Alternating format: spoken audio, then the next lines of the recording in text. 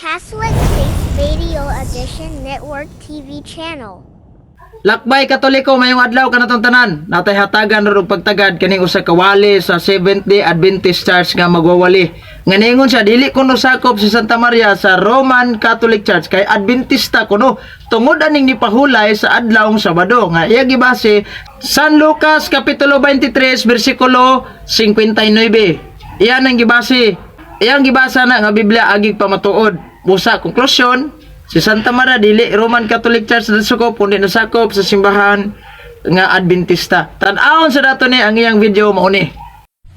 Bueno, mayong adlaw mga igsoon sa mga nabinaw karon sa lain nga mga lugar o nagtan-aw sa ito nga video mga higala. Niining buntaga atong tun-an igsoon tagaan ta pagdagad kung unsa gud katinuod no nga si Maria daw Birhen Maria sakop sa Roman Catholic o nagpahulay Domingo. O pinagis bilang kasulatan ato ning matino may gara tungod kay daghan na claim ani. Now, unsa maging adlaw nga si Maria ni pahulay Domingo ba o Sabado? Okay man aron maklaro gyud. Now sumala pa sa Lucas 23:54 pa 56 na ni ang lig-on igsuon nga ebidensya. Lig-on nga ebidensya sa pag-prove unsang adlaw nga si Maria nagpahulay. Atong basahon no. Og adlaw katong nga pangandam o nagsugod na ang adlaw igpapahulay og ang mga babae nga nanguyog gikan sa Galilea niadtos lubngan sa pagtan-aw kun giun sa pagpahilom na ang lawas ni Ginoong Hesus og na mauli sila o nangandam sila mga pahumot o mga panghaplas og sa pagkaadlaw nga pahulay na mahulay sila sumala sa kasuguan. Sa ato pa kini nga bersikulo klaro kaayo nga si Maria wala magpahulay Domingo. Wa po magpahulay Biyernes. Kundi klaro ka ang bersikulo nga si Maria nagpahulay Sabado. Busa sa mao nga punto may gala si Maria dili siya sakop sa Roman Catholic o kundi sakop siya igsoon sa mga Adventista. Ngano man nagpahulay man sa Sabado. Posible pod kaayo nga si Maria pahulay Sabado. Oh, di ba? Yag yung ipamatuod. Karon, ato ni palutaw base sa Biblia nga si Santa Maria masabot ba gyud nga siya membro sa Roman Catholic Church. Unya ato ni ipasabot base sa mga standard nga referensya pod og sa Biblia nga si Santa Maria di gyud sakop aning Adventista.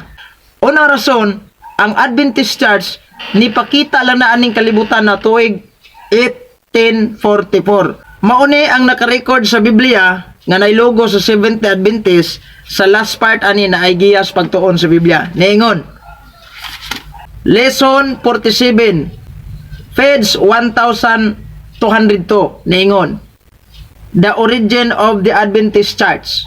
What is the origin of the Adventist Church? Historically, it appears in 1844. Nagpakita lang sa 1844. How come si pamimbro ninyo si Santa Maria aning Adventista nga before 1844 wala pa man in taon ni pakita ang Adventista? Base aniha sa mao nga Biblia nga nailugo sa Seventh Adventist nya si Santa Maria in the first century eksistado na. Ang mga Adventista wa pa. Oh, di ba? Karon, sunod rason nga nung digid mamimbro si Santa Maria aning Seventh-day Adventist, dili protestante si Santa Maria, dili sa protestante. Kay ngano man base sa libro sa Sabadista niya ingon sa Seventh-day Adventist belief nga libro sa Seventh-day Adventist niingon sa page 263. Matud pa. Naklaro kayong giingon diri The Seventh-day Adventist Church, one of the largest and fastest growing Protestant missionary organization. So dili gid mahitabo nga ipamimbro niya si Santa Maria anang protestanting organisasyon. Kay si Santa Maria dili na protestante, si Kristo dili na protestante. O di ba? So sunod, ato gyapong ipalutaw nga wagi klaro ni Sabadista sulpot ra gyud ang ila jud mismong libro ang Hitabo sa katapusang panahon. Niingon ang ilang libro sa Hitabo sa katapusang panahon. Matud pa. Basahon na to ang page 54.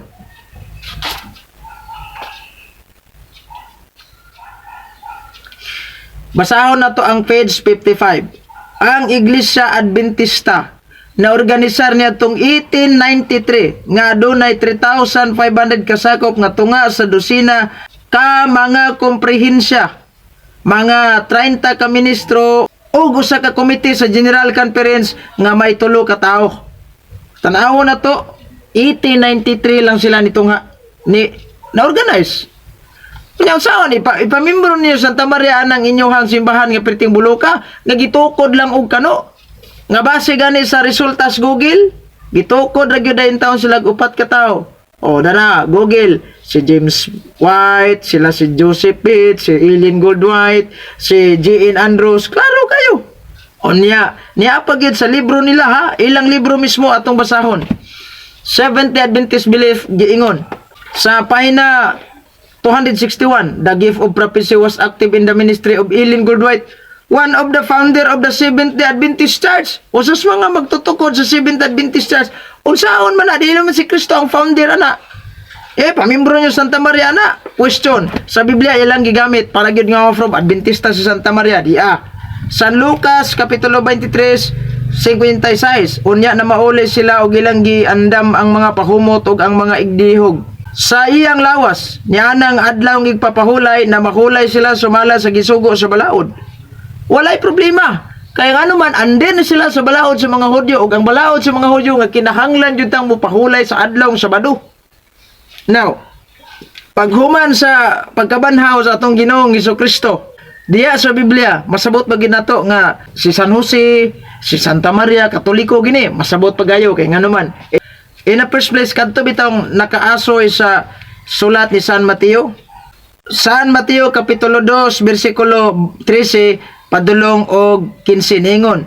Sa diha nga nanlakaw na ang mga dumudoong, usa ka anghel sa Ginoo may pakita kang Jose, pinagig damgo og mingon, bangon dada ang bata ug ang iyang inahan og pangagyo kamo ngadto sa Ehipto og pabilin kamo hangtod nga paulion kamo kay ang bata pangitaon ni Herodes aron patyon. Busa mibangon si Jose og gidala niya ang bata og ang inahan og niadtong gabiuna mikagyo sila sa Ehipto og nagpabilin sila dito hangtod nga namatay si Herodes.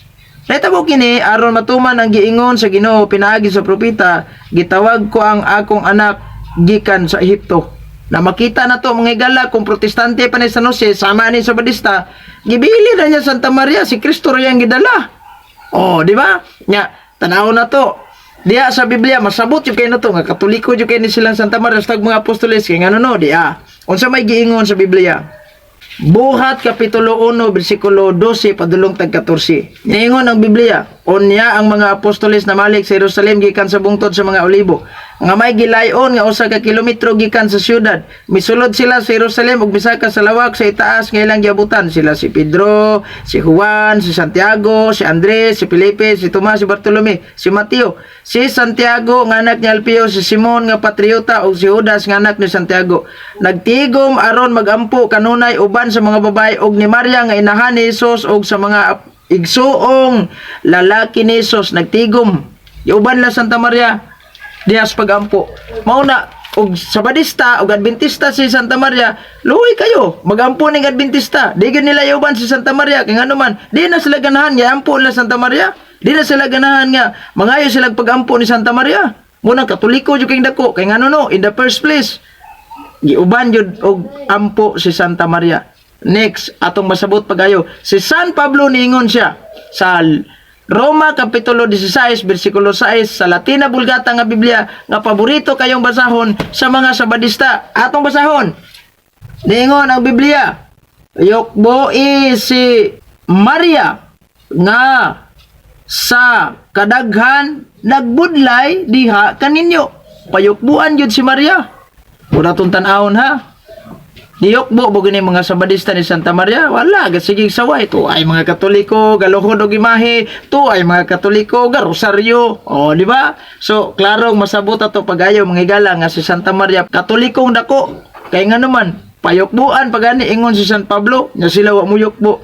Di gyud sakop si Santa Maria sa Adventista kay nga naman ang gitukod ni Kristo nga simbahan usa ka Katoliko Romano, dili na Seventh-day Adventist Church. Kung basihan na to ang kasaysayan, mauni ang giingon sa kasaysayan. The New Book Knowledge Encyclopedia, Volume 16, page 287, niingon, the history of the Roman Catholic Church began in Rome in Jerusalem almost 2,000 years ago. About 120 persons were gathered there. They were the followers of Jesus Christ and they were awaiting the coming of the Holy Spirit. He had promised to send them. from heaven. The day on which the Holy Spirit came down is considered the birthday of the church. The church may be described as the society that Jesus founded, which is vitalized by the Spirit of God and organized according to a structure which He established.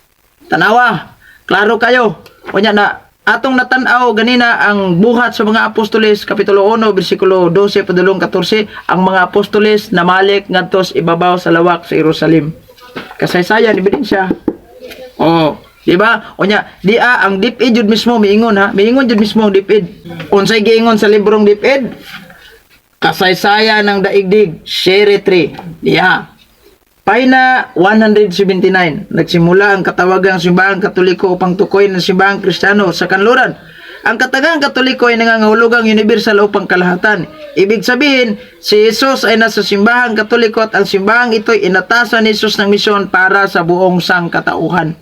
Klaro kayo mga igsuon. Si Kristo nasa sulod sa simbahang Katoliko, mauni simbahan na ang iyang gisugo og misyon. That's why kung moingon mo na membro ba Santa Maria diha sa simbahang Romano Katoliko, natural kay kini simbahan na yaman sa tong Ginoong Jesucristo ang magmembro Santa Maria atong dili simbahan ni Kristo. Oh, mindset ba, mindset, di ba? Muni atong timanan pagayo. That's why kitang mga Katoliko blessed ta kay ngano, aside nga blessed ta naatay Santa Maria nga inahan ni Kristo, sila wala yamo. Mauni nga nagclaim nga kunuhay sila mga anak sa Ginoo pero walay inahan. Di ba? Unya miingon sila nga nahigugma mi ni Kristo pero sa inahan ni Kristo wa mahigugma. Unsa may tawag ani mga taong nahigugmas anak kapan wala mahigugmas ginikanan. Di ba? Oh, mindset. Muna, klaro, tinaw, tataw, base sa masabot sa ebidensya sa Biblia, base sa masabot sa mga Biblia, base sa masabot sa mga referensya, si Santa Maria sakop sa simbahang Romano Katoliko, dili sa Adventista. Munang, sumada total, si Santa Maria sakop gayon sa Katoliko Romano.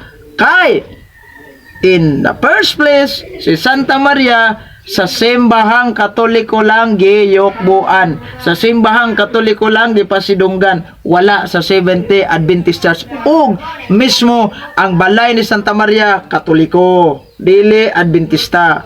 Di ba? Ug mismo gani diin si Santa Maria nanganak ang Hesus, Katoliko gyapon. Nga simbahan ang nakatukod, dili Adventista. Muni ang ngayan natong timanan. Adi Annunciation kadtong pagpahibalo kang Anghel Gabriel ngadto kang Santa Maria, Katoliko gyapon nga simbahan, dili Adventista.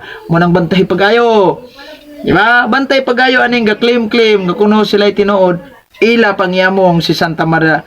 God bless.